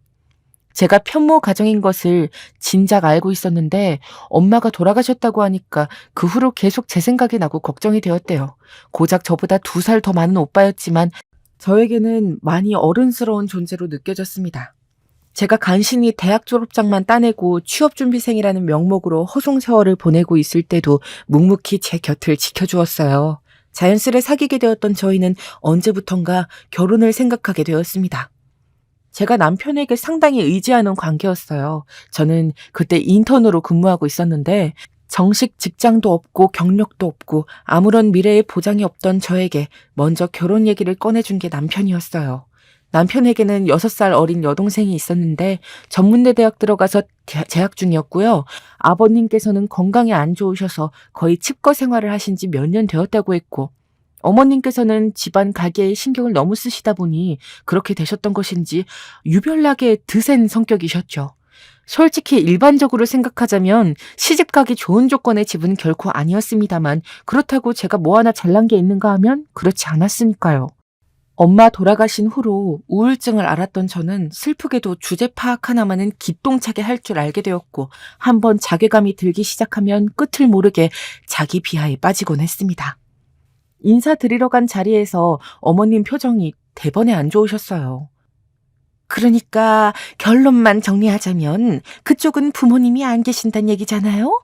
이혼한 부친은 어디서 뭐하고 사는지도 모르고 모친은 암 걸려 돌아가셨고 거기다가 형제 자매도 없고 물려받은 재산도 없고 이야 정말 대단하다 대단해. 엄마 내가 미리 다 말씀드렸잖아요. 알고 계시면서 왜 이래요? 그때 남편이 옆에서 깜짝 놀라서 어머님을 말리지 않았다면 아마 저는 첫 대면 자리에서 더한 발언들을 들어야만 했겠죠. 그 후로는 크게 불만을 표출하지 않으셨지만 제 번호를 받아가시더니 어머님께서 며칠 후 연락을 주셨어요. 나 돌려 말하는 거 딱 질색합니다. 단도직입적으로 말할게요. 내 아들하고 결혼하지 말았으면 합니다.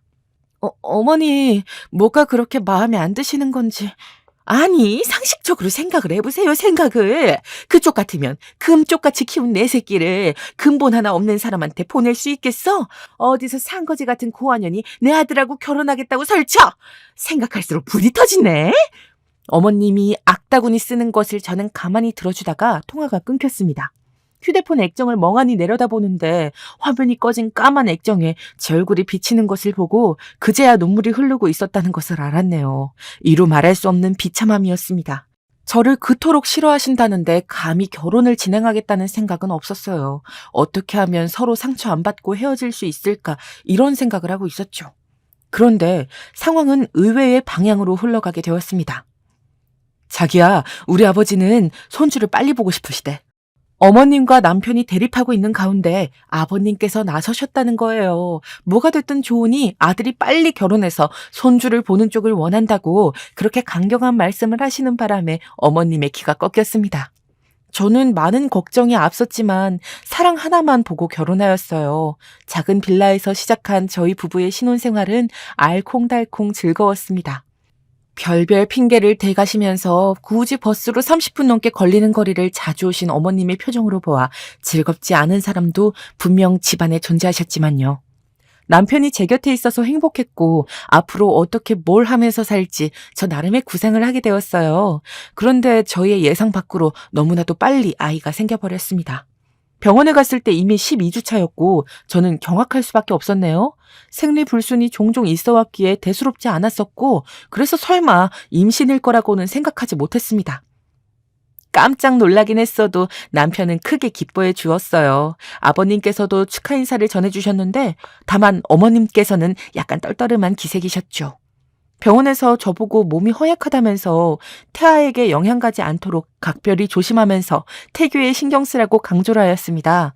먹는 것을 잘 먹어야 한다고 하기에 별로 입맛이 돌지 않아도 음식을 신경 써서 먹었어요. 그 과정에서 어머님과 마찰도 있었네요.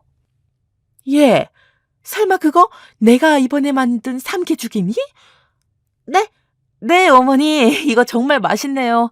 맛이 진해서 진짜 보양식 같아요. 네가 그걸 왜 혼자 다 처먹고 앉아 있어? 밖에 나가 돈 벌어오는 네 신랑 입은 입도 아니라고 신경도 안 쓰는 거니? 아니요. 그런 게 아닌데 어머니께서 저 주시기에 저는 저보고 먹으라는 줄로만 알았어요. 죄송해요. 너 보고 잘 정리하라고 준 거지? 언제 너 혼자 후루룩 짭짭 그렇게 추잡스레 처먹으라고 줬어? 이건 하여간 얼빠졌어. 어머님께서 정성껏 국물 고아서 죽을 쏟다던 거 그것 때문에 혼났던 기억이 가장 서럽네요. 임신해서 부른 배 부여잡고 있는 며느리 생각에 해주신 줄 알았는데 전혀 아니었던 거예요. 더운 날씨에 남편 몸보신하라고 어머님께서 만들어주신 것이었건만 제가 참 눈치가 없었네요. 집에서 각종 음식이나 축내고 있다고 저 임신했을 때 어머님께서 얼마나 눈총을 주셨었는지 모릅니다. 어떻게든 어머님의 등살을 버텨내려고 그게 바로 힘들게 나가서 돈 벌어오는 남편을 위한 길이라며 저는 혼자 모든 울분을 삼켜냈었네요. 예정일보다 이르게 진통이 와서 남편이랑 바로 병원에 출동했고 가진통인가 했지만 아니어서 바로 분만을 하게 되었습니다. 새벽 내내 진통과 씨름하며 생살이 찢기는 고통을 감내한 후에 얻은 아이, 바로 저희 아들이었어요. 정말 감격스러운 순간이었죠. 그리고 저는 출산 후에 눈가가 터지도록 많이 울었습니다. 남편이 달래느라 애를 쓰는 게 보이는데도 속절없이 흐르는 눈물을 저는 멈출 수가 없었어요. 왜냐하면 돌아가신 저희 엄마가 너무나도 보고 싶었기 때문입니다. 아이를 낳은 그 순간에 왜 엄마가 나의 곁엔 없는 것인지 미치게 서러웠고 죽을 만큼 그리움이 들었어요. 그래도 제 핏줄을 이어받은 생명체가 이 세상에 존재하게 되었다는 사실이 저에게 위로가 되더군요. 왠지 더 이상 외톨이가 아닌 것 같은 그런 기분이 들었습니다. 아주 꼴값 떨고 자빠졌네. 아들 낳고 기진맥진해서 며칠 시체처럼 지냈던 저에게 던져진 어머님의 말씀은 날카로운 비수가 되어서 가슴에 박혔습니다. 저는 정말로 몸이 아프고 힘들어서 계속 누워 있었던 것인데 그런 저를 어머님께서는 안 꼽고 못마땅하게 여기셨습니다. 지금 이 순간에도 자기 아들은 돈을 버느라 사회에서 어렵게 일하고 있는데 저는 아이 낳았다는 거 하나로 퍼질러 있는 것이 아주 별로라고 하셨어요. 임신 내내 조심해야 한다는 명분 앞세워서 편하게 지냈으면 됐지. 이제는 또 무슨 핑계를 대려고 하냐면서 저에게 경계 어린 눈빛까지 보내셨습니다. 누구는 애 안 낳았어? 다들 낳는 애를 왜 너만 낳은 것처럼 유난이야. 다른 산모들은 팔팔한데 혼자 죽상을 해가지고선. 나는 우리 딸내미 낳고서 일주일 만에 식당일 나갔었어. 바짝 제 옆에 붙어서 그런 말씀들을 해대시니 제가 한시도 편하게 쉴 수가 있어야지요. 차라리 아예 제 눈에 안 보였다면 제가 빨리 컨디션을 되찾지 않았으려나 싶네요. 어머님의 가시돋친 잔소리를 듣기 싫어서라도 얼른 정신 차리고 일어나려 했습니다. 제가 이제 좀 살만해지니까 저희 아들의 상태가 안 좋아졌어요. 태열이 심했습니다.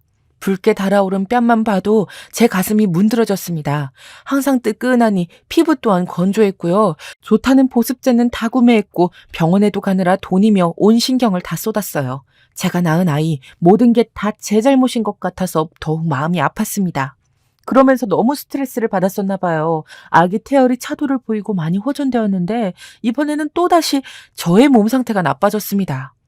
주말 오전에 아기 욕조에다가 아들 씻기고 나오는 도중에 머리가 아프고 눈앞이 핑 돌아서 잠시간 정신을 잃기도 했습니다. 남편이 그런 제 모습을 목도하고는 많이 놀랐지요. 병원에 가보니까 웬 빈혈이라고 그랬어요. 그 후로 철분제며 영양제를 챙겨 먹었지만 수시로 몸이 안 좋았습니다. 출산에 극심한 후유증인 것인지 뼈마디 전체가 이따금씩 쑤셔왔어요. 잘못 걸을 때면 골반에서 통증도 올라왔고요.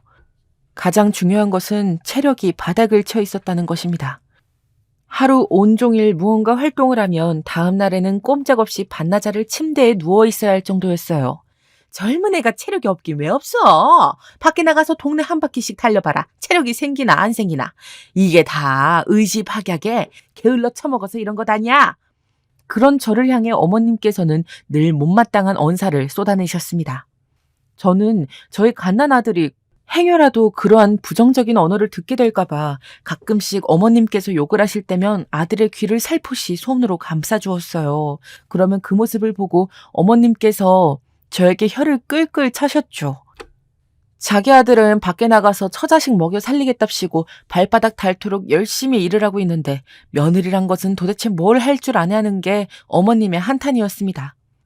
남편 연봉이 3,600만 원이었어요. 월 실수령액이 260만 원대였고 여기서 시댁에 드리는 돈 30만 원에 저희 대출, 각종 공과금, 생활비 다 제하고 나면 수중에 남는 것은 없다시피 했습니다.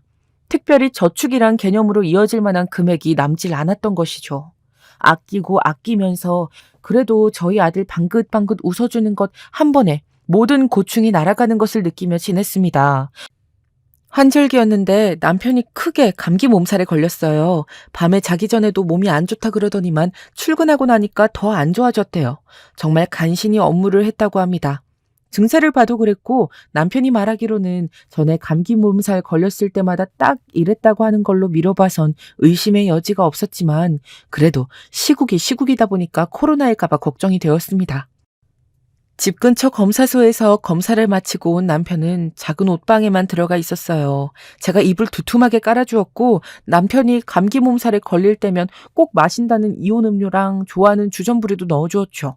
제발 별일이 아니어야 할 텐데 하는 불안과 걱정에 휩싸인 채로 아기 돌보면서 있었습니다. 그날 하필 어머님께서 연락도 없이 불쑥 들리신 거예요. 상황 파악을 마치신 어머님께서는 그야말로 뒷목을 잡으셨네요.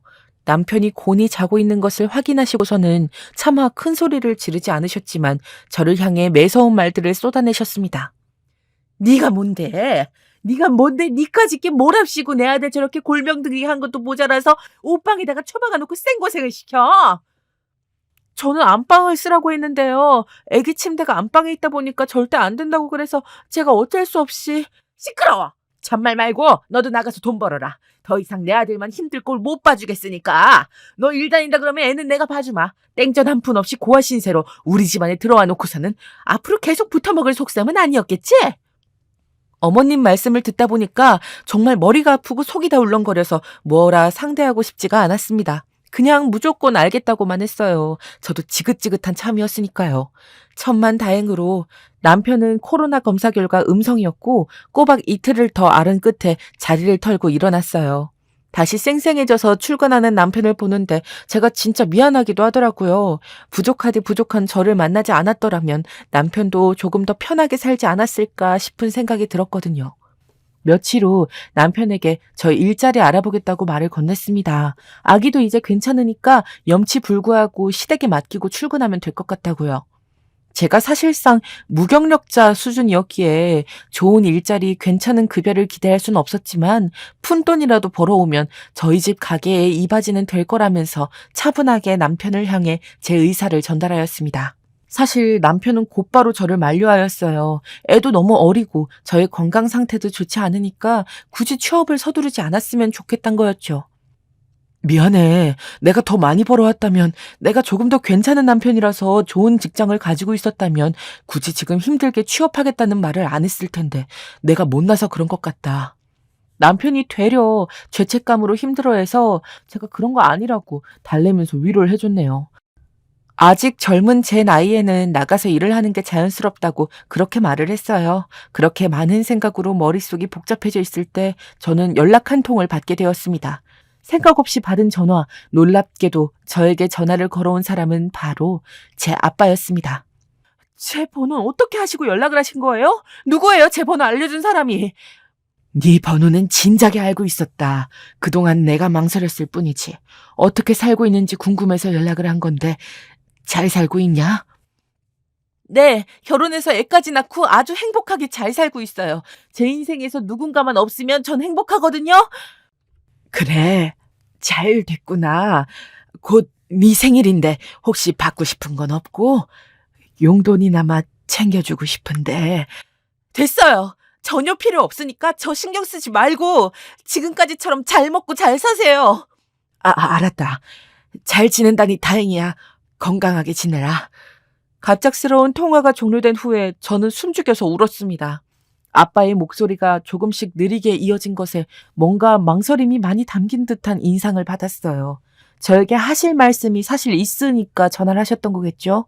하지만 가차없이 아빠를 쳐낸 것에 저는 후회가 없었습니다. 저에게는 그럴 만한 존재였으니까요. 이제 와서 저를 향해 뚝뚝 흘러넘치는 미련을 보인다 한들 제가 꼼짝이나 할 사람이 아니었습니다. 그간의 세월이 얼마였는데요. 먼저 세상을 떠난 엄마가 떠올랐습니다. 아빠만 아니었다면 엄마가 불행 속에 던져져서 고생만 하다가 병을 얻어 돌아가시진 않았을 거라고, 그런 가정이 들 때마다 저는 속이 불타는 것 같았습니다. 절대 용서할 수 없는 사람이었고 이제는 제가 아닌 재혼해서 새로 얻은 자식들에게나 사랑을 베풀면 그게 맞는 길인 사람이었습니다. 아빠와의 통화 이후로 저는 정신을 다잡았지요. 어머님의 성화대로 일을 구할 작정이었어요. 무슨 일이든 시작해서 돈 한 푼이라도 벌어오면 지금보다야 나은 대접 받으면서 살 수 있을 것 같았어요. 구직 사이트마다 전부 훑어보며 조금씩 이력서를 작성해 나갔습니다. 그렇게 몇 군데 지원을 해 놓았는데 문득 몸이 또 좋지 않았어요. 마치 남편의 감기 몸살처럼요. 너는 말로만 일자리 구한다 해놓고 아직도 멀었니? 어머니, 저 지금 구직 활동하고 있어요. 지금 지원해 놓은 회사 몇 군데 되고요. 아마 어디가 됐든 합격하면 첫 출근은 다음 달부터가 되지 않을까 싶어요. 뭐? 다음 달? 하여간 잘해. 내가 너 어떻게 하나 눈 부릅뜨고 지켜보고 있으니까. 하지만 제가 그런 걱정에 휩싸여 있을 때 어머님께서는 또 저를 들들 볶아대셨습니다. 저는 차마 어지럽다거나 몸이 축 처지는 기분이 든다는 말씀을 드릴 수가 없었네요. 다음 달부터는 제가 어디든지 간에 취업을 해서 일을 나가면 시댁에서 어머님이 아기를 보고 있는 것으로 그렇게 얘기가 되었습니다. 지원한 곳들 중 한 곳에서 연락이 왔고 화상 면접이 진행된다는 안내가 있었어요. 저는 그 일정에 맞추어서 준비를 하려고 문득 정말 무심코 달력을 봤는데 한 가지 생각이 제 머릿속을 불길하게 스치고 지나갔습니다. 왜 생리를 건너뛰었지? 이 생각이 든 순간 심장이 쿵쿵 뛰었어요. 바로 테스트기를 챙겼다가 다음날 검사를 해봤더니 불길한 가정이 바로 정답이었습니다. 테스트기를 3개나 써봤지만 똑같았어요. 제가 또 임신을 해버린 것이었죠. 이걸 어쩌나 싶었습니다. 축복만 받아야 할 소식이었음에도 저는 뱃속 태아에게 미안하게 시리 깊은 걱정부터 먼저 하였습니다. 그렇게 혼자 안절부절하면서 한참을 머리 싸매고 있는데 마침 어머님께서 연락을 주신 거예요. 다음에 챙겨갈 테니까 미리 반찬통을 챙겨놓으라고, 다 씻어서 준비해 놓으라고 그러시는데 제가 정말 입이 안 떨어졌습니다. 얘가 왜 아까부터 아무 말이 없어? 너 대답 안 하니? 어머니, 그게 아니라요. 제가 드릴 말씀이 따로 있어서 그래요. 뭔 말씀? 할 거면 얼른 해. 제가 집에서 해본 거라서요. 그러니까 그게 100% 확실하지는 않을 수도 있는데요. 그거 되게 어물쩡거리네. 너 한국말 똑바로 안 배웠어? 시애미한테 어디 버릇없이 자꾸 말을 흐려. 확실하게. 그래서 그게 뭐 어쨌다고. 아무래도 제가 임신을 한 것 같아요. 어머님의 숨 넘어가는 소리가 생생하게 들려왔습니다. 그때 정말 온몸에 오한이 들었어요. 저는 어머님께서 분노에 차 꽥꽥 소리 지르시는 것을 고막 가까이로 들을 수 없어서 한참 휴대폰을 멀리 두었다가 다시 받아야만 했어요. 너, 내가 일을 하라 그랬지? 내가 언제 임신을 하라 그랬니? 너 일부러 그런 거지. 일부러 나한테 시위하려고 그런 거 맞지? 아니에요, 어머니. 절대로 아니에요. 무슨 말씀을 그렇게 하세요. 너 허튼 수작 부리지 말아라. 가뜩이나 어려운 살림에 내 아들한테 또 무슨 개고생을 안기려고 덜컥 임신을 또 해버려. 감당하지 못할 짓을 왜 버리냐는 말이야. 제가 의도한 게 아니에요. 저도 정말 진심으로 제가 임신할 줄은 몰랐어요. 저는 안전한 날인 줄 알았고 피임을 잘했다고 생각했어요. 절대로 제가 일부러 임신한 게 아니에요, 어머니. 진짜 믿어주세요. 그러니 네가 그렇다니까 다행이구나. 너 설마 그 아이 낳을 생각하는 거 아니지? 아직 너랑 나 말고 아무도 모를 때 해치우자꾸나? 해치워요? 어머니, 그게 무슨 말씀이세요? 저 지금 너무 당황스럽네요. 아니, 얘가? 그러면 뭐 어쩌자는 거야? 지금까지 내 아들이 뼈 빠지게 번 돈, 그거 축내면서 지낸 걸로도 모자라서, 뭐? 둘째? 둘째 낳겠다는 거니 설마? 그 형편에 지금 그럴 때니? 아휴, 그럼. 네가 둘째 낳아서 전부 키울 돈은 있고, 내가 너 이럴 줄 알았다. 현실 감각 하나 없는 고아년이 내가 이럴 줄 알았다고. 이 기생충 같은 년. 회충약을 박스로 사다가 그 입에 들이부을까 보다. 어머님의 막말로 순간적으로 현기증이 났습니다. 손발이 차가워지고 몸이 막 떨려대는데 그 모욕감을 버텨낼 수가 없었어요. 저도 이 악물고 눈물 고인 채로 어머님께 소리를 질렀습니다. 네, 저도 안 나아요. 저 주제 파악 하나만은 자신 있거든요. 어머니 안 그러셔도 지금 둘째 낳으면 힘들다는 거 저도 다 안다고요. 굳이 그렇게 말씀 안 하셔도 된다고요. 오, 그래? 너 그 말 물으면 안 된다? 너 딴 말 할 생각하지도 말어. 내가 나설 것도 없고 내가 당장 병원 알아볼 테니까 너는 그냥 그런 줄 알고 있어라. 침대에 엎드려서 어린애 마냥 엉엉 울었습니다. 고온히 자고 있던 저희 아들이 제가 우는 소리에 잠이 깨서 칭얼대는 것에 간신히 조금 진정하고 눈물을 멈췄지요. 냉정하게 생각을 해보려 애를 써보았어요. 집집마다 사정은 다르다지만 요즘 시대에 월 500 가까이 벌어도 벅차서 아이는 하나만 낳는다고들 하던데. 옛날과 달리 스마트 시대라서 어린아이들도 부와 가난의 경계를 일찍 알아차리기 때문에 상실감과 패배감을 금방 느낀다고 하잖아요. 앞으로 더 그런 현상이 가속화될 게 뻔한데 지금 저희 생활 수준에서 바로 둘째를 낳는다는 것은 힘들어 보였습니다. 제 건강 상태로는 둘째를 임신한 채 어디 일을 다닐 수 있을 확률도 없다시피 했고 낳는다고 하면 또 산후조리 때문에 시간이 가겠지요. 점점 더 약값이 들어가는 아버님 뒷바라지며 좋은 직장에 들어갈 기대치 따위 없는 아가씨 쪽의 상황도 그렇고 무엇보다 남편이 외벌이로 고생하는데 둘째까지 금방 태어난다면 너무 부담이 커질까봐 걱정이었습니다. 이렇게 따지면 어머님의 말씀에서 틀린 것도 딱히 없어 보였어요. 일터에서 너무너무 피곤했다고 요즘 일이 너무 많다면서 집에 오면 아기 돌보고 놀아주다가 금세 골아 떨어지는 남편에게 더욱 미안했고 그래서 차마 말을 못 꺼냈습니다. 피곤에 절어서 잠든 남편을 쭉 보고 있자니 여러모로 죄책감이 들었네요. 남편에게 말을 하는 것도 하지 않는 것도 어느 쪽을 고르든 저에게는 괴로운 길이었습니다.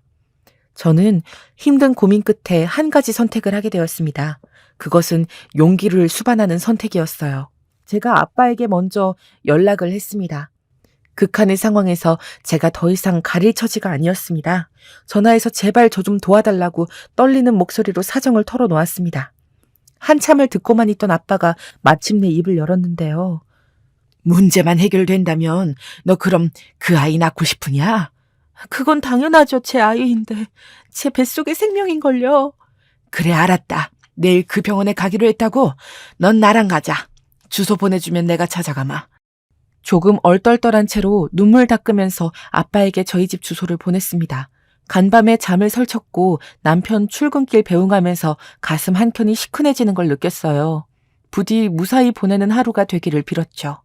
시간이 돼서 아기띠 메고 집 앞 도로로 나갔는데 몇 분 기다리니까 까만 벤츠가 깜빡이를 켰고 속도를 줄이며 제 앞에 서는 것이었습니다. 아빠였어요. 저는 뒷좌석에 탈까 잠시 고민하다가 조수석에 탔습니다. 아빠가 운전하면서 자꾸 저희 아기를 쳐다보더라고요. 얌전히 있는 게 아기가 많이 착하다면서 중얼거리시는 소리를 듣고 참 기분이 묘했네요. 그러고선 한참을 침묵 속에 갔는데 아빠가 먼저 말을 걸어왔습니다. 집에 말하고 온 거다. 내가 예전에 두고 나온 딸 결혼했는데 지금 사정이 안 좋아서 내가 한번 들여다봐야겠다고 그렇게 말을 해놨어. 그러니까 지금 떳떳한 상황인 거야.